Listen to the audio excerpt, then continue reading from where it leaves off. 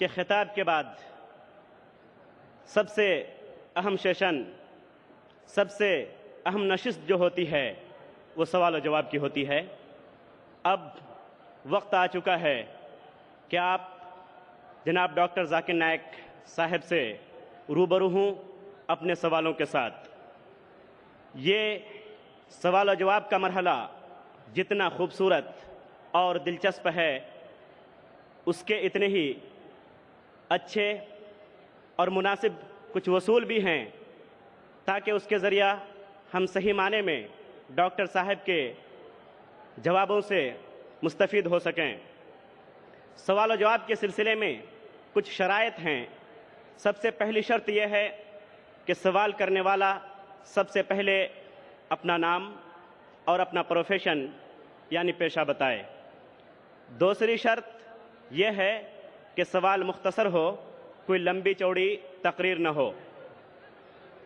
تیسری شرط یہ ہے کہ سوال فقہی اور اختلافی مسائل سے متعلق نہ ہو۔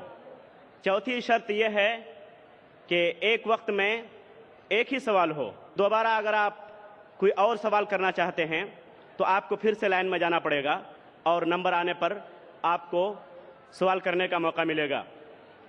پانچویں شرط یہ ہے کہ سوال کرنے میں غیر مسلم بھائی کو اور بہن کو ترجیح دی جائے گی۔ اگر کسی بھی لائن میں کسی بھی مائک پر کوئی غیر مسلم بھائی یا بہن موجود نہ ہو تو پھر مسلمان بھائی یا بہن کو سوال کرنے کی اجازت ہوگی۔ سوال کرتے وقت غیر مسلم بھائی اور بہن کو مکمل اجازت ہوگی کہ اسلام کے متعلق کوئی بھی سوال کریں وہ کر سکتے ہیں، جبکہ مسلم بھائی اور بہن کے لیے یہ شرط ہے کہ وہ صرف موضوع سے متعلق سوال کریں۔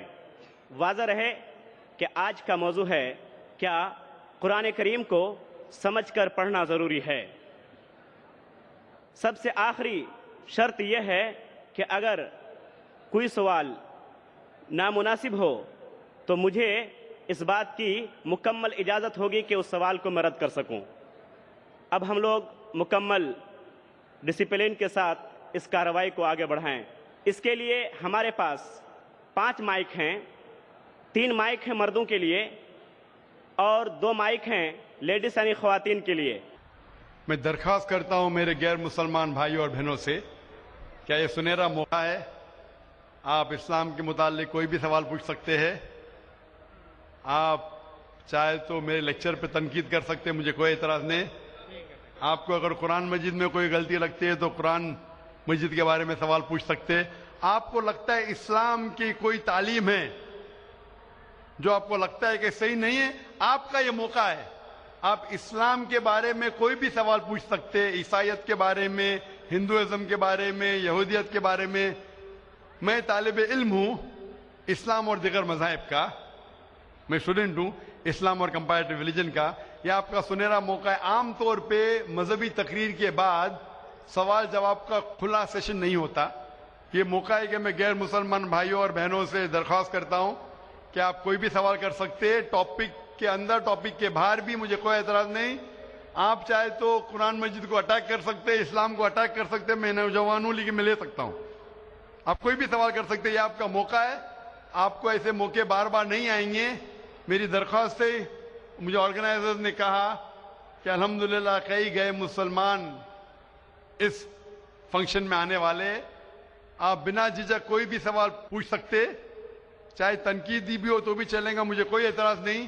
آپ کوئی بھی سوال پوچھ سکتے۔ میں غیر مسلمان بھائیوں اور بہنوں سے درخواست کرتا ہوں کہ آپ مائک کی طرف آئیے اور آپ کوئی بھی سوال پوچھ سکتے ہیں۔ سب سے پہلے ہم چلتے ہیں مائک نمبر 1 پر۔ وہاں اگر کوئی غیر مسلم بھائی ہے اور ان کے ذہن میں کوئی سوال ہے تو وہ سوال کر سکتے ہیں مائک نمبر 1 سے۔ آداب۔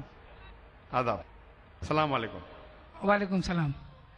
میرا نام وجے کمار بھوترا، میں کشن گنج کا نواسی ہوں، اینڈ یہاں پر ایک میری ریزن کی انڈسٹری ہے۔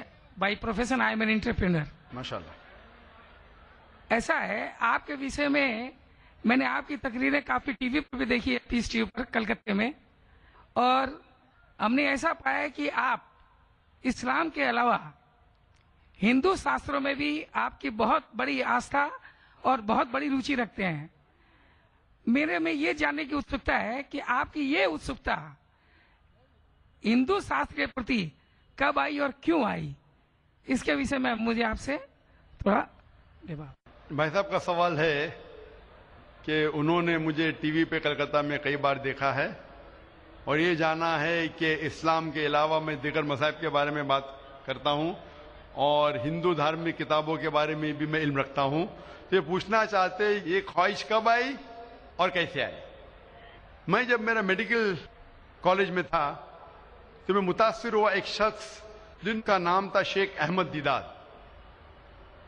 وہ ساؤتھ افریقہ کے تھے اور وہ اسلام اور عیسائی مذہب پہ مہارت رکھتے تھے. جب ان کی تقریر سنا تو میں ان سے متاثر ہوا اور میں نے قرآن اور بائبل کا الحمدللہ علم حاصل کیا. تو سب سے پہلے میں نے علم حاصل کیا بائبل کے بارے میں، اسلام اور عیسائیت کے بارے میں.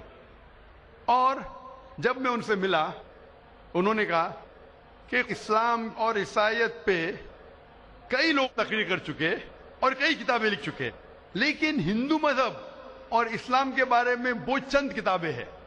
انہوں نے درخواست کی کہ بیٹا عیسائیت کے علاوہ دیگر مذاہب کے بارے میں آپ مطالعہ کیجئے اور ان کو بھی پیغام پہنچائیے. اور جب قرآن مجید کی میں نے آیت پڑھی، قرآن مجید میں اللہ تعالیٰ ایشور کہتے ہیں سورہ ال عمران میں سورہ نمبر 3 آیت نمبر 64 میں تعالوا الی کلمۃ سواء بین بینکم، آؤ ہم اس بات کی طرف جو آپ اور ہم میں یکساں ہے. سب سے پہلی بات کیا ہے؟ اللہ نعبد الا اللہ، کہ ہم صرف ایک ایشور کی عبادت کریں. ولا نشرک بہ شیئا، کہ ہم آپس میں کسی کو شریک نہ کریں. ولا یتخذ بعضنا بعضا اربابا من اللہ، کہ ہم آپس میں کسی کو رب نہ کہے. فَإِن تَوَلَّوْا، اگر وہ نہ مانے فَقُولُوا اشْهَدُوا بِأَنَّا مُسْلِمُونَ، آپ شہادت دو کہ ہم مسلم ہیں. تو جب میں نے قرآن مجید کی آیت پڑھی جس میں لکھا ہے کہ جب بھی آپ غیروں سے بات کرتے ہیں تو اس بات کی طرف آؤ جو ان میں اور ہم میں یکساں ہے. اور مذہبی کتاب میں یکسانیت بھی ہے، ڈفرینسز بھی ہے. تو میں کہتا ہوں کہ کم از کم یکسانیت کے اوپر تو ہم عمل کریں. جو ڈفرینسز ہیں وہ کل ڈسکس کریں گے. ڈفرینسز تو ہیں، میں یہ نہیں کہتا ڈفرینسز نہیں ہیں، لیکن جو یکسانیت ہے، جو آپ کی کتاب دھارمک کتاب اور ہماری کتاب میں یکساں ہے، تو کم از کم اس کے اوپر تو عمل کریں. تو یہ سوچ لے کے شیخ دیدار سے متاثر ہو کے اور قرآن مجید کی آیت سورہ نمبر 3 آیت نمبر 64 جب میں میڈیکل کالج میں تھا میں نے شروع کیا یہ میرا مشن. اور پھر میں نے تحقیق کرنے لگا. عیسائیت مذہب کا تو اتنے اچھے سے مطالعہ کیا تھا شیخ احمد دیدار نے کہ مجھے زیادہ تحقیق کرنے کی ضرورت نہیں پڑی، لیکن میں نے تحقیق شروع کیا ہندو مذہب کے بارے میں. پھر میں نے ہندو ودوان کی اسکالرس کی کتابیں پڑھنے لگی اور ڈھونڈنے لگا کیا یکساں ہے. لیکن قرآن مجید میں کہا گیا ہے کہ سب سے پہلی بات ہے اللہ نعبد الا اللہ، کہ ہم صرف ایک ایشور، ایک بھگوان، ایک اللہ کی عبادت کریں. تو جب قرآن مجید میں لکھا ہے کہ یکسانیت میں سب سے اہم ہے کہ ایک خدا، تو میں ڈھونڈنے لگا کہ ہندو مذہب کی کتاب میں خدا کے بارے میں کیا لکھا ہے. جب پڑھنے لگا تو مختلف کتابیں تھے، مختلف اسکالرس تھے. مختلف اسکالرس کو پڑھنے کے بعد پتا چلا کہ ایک ہوتا ہے کہ مذہب کو جاننا کتابوں کے ذریعے اور ایک مذہب کے ماننے والوں کے ذریعے. کبھی بھی مذہب کو جاننے کے لیے مذہب کے ماننے والوں کو مت دیکھو. ہو سکتا ہے وہ ماننے والے خود نہیں جانتے کہ ان کا مذہب کیا کہتا ہے. تو مذہب کو جاننے کے لیے سب سے بہترین طریقہ ہے کہ مذہب کی کتابوں کا مطالعہ کرے. تو میں نے ہندو مذہب کی کتابوں کا مطالعہ کرنا شروع کیا، وید کا، اپنشد کا، بھگوت گیتا کا، رامائن کا، مہابھارت کا. جب مطالعہ کرنے لگا تو عام طور پہ جب ہم پوچھتے ہیں ہندو سے، سب سے پہلی بات کہ ہم ایک ہی ایشور میں مانے. عام ہندو سے پوچھتے ہیں کہ کتنے بھگوان میں آپ مانتے ہیں، تو کچھ ہندو کہیں گے 3، کچھ کہیں گے 100، کچھ کہیں گے 1000، کچھ کہیں گے 33 کروڑ. لیکن اگر آپ ایک ودوان ہندو سے پوچھیں گے جو اپنے ہندو مذہب کا مطالعہ کر چکا ہے، مذہبی کتابوں کا مطالعہ کر چکا ہے، وید پڑھ چکا ہے، تو وہ کہیں گا کہ ہندوؤں کو صرف ایک خدا میں ماننا چاہیے. لیکن عام ہندو مانتا ہے فلسفی جسے کہتے ہیں پینتھیزم. عام ہندو کہتا ہے کہ سب کچھ خدا ہے. پیڑ خدا ہے, چاند خدا ہے, سورج خدا ہے, انسان خدا ہے, سانپ خدا ہے. ہم مسلمان کہتے ہیں سب کچھ خدا کا ہے. پیڑ خدا کا ہے, چاند خدا کا ہے, سورج خدا کا ہے, انسان خدا کا ہے, سانپ خدا کا ہے. تو یہ اہم فرق ہے عام ہندو اور عام مسلمان میں. عام ہندو کہتا ہے سب کچھ خدا ہے, ہم مسلمان کہتے ہیں سب کچھ خدا کا ہے. تو یہ فرق ہے صرف کا. اگر یہ کا کے فرق کو مٹا لے تو ہم ہندو اور مسلمان ایک ہو جائیں گے. کیسا کرنا چاہیے؟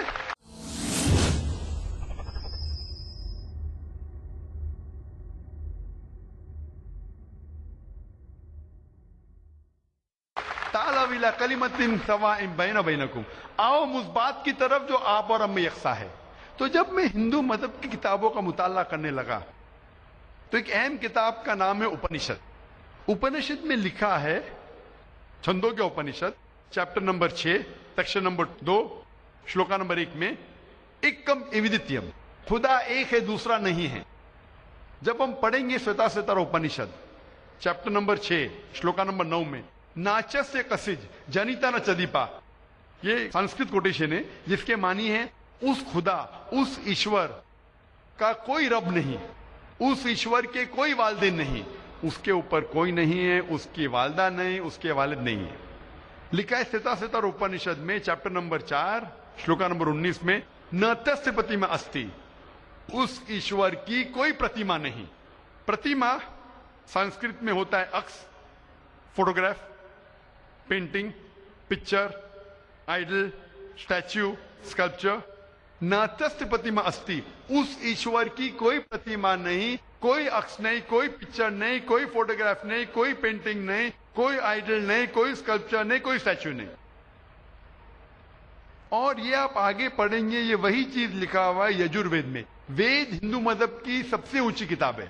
یجوروید میں لکھا ہے چیپٹر نمبر 32 شلوکا نمبر 3 میں نہ تस्य پرتیما استی, اس ایشور کی کوئی پرتیما نہیں, کوئی عکس نہیں, کوئی فوٹوگراف نہیں, کوئی پینٹنگ نہیں, کوئی پکچر نہیں, کوئی اسٹیچو نہیں, کوئی آئیڈل نہیں, کوئی اسکلپچر نہیں. تو جب ہم ہندو مذہب کی کتابوں کا مطالعہ کرتے پتا چلتا ہے ہندو مذہبی کتاب میں بھی لکھا ہے خدا ایک ہے, اس خدا کا کوئی عکس نہیں. اور برہم سوتر جو ہندوازم کا ہے وہ ایکم براہم دیوتیا ناستے نینا ناستے کنچن, بھگوان ایک ہی ہے دوسرا نہیں ہے, نہیں ہے, نہیں ہے, ذرا بھی نہیں ہے. There is only one God, not a second one, not at all, not at all, not in the least bit. تو اس ذریعے سے میرا مطالعہ شروع ہوا.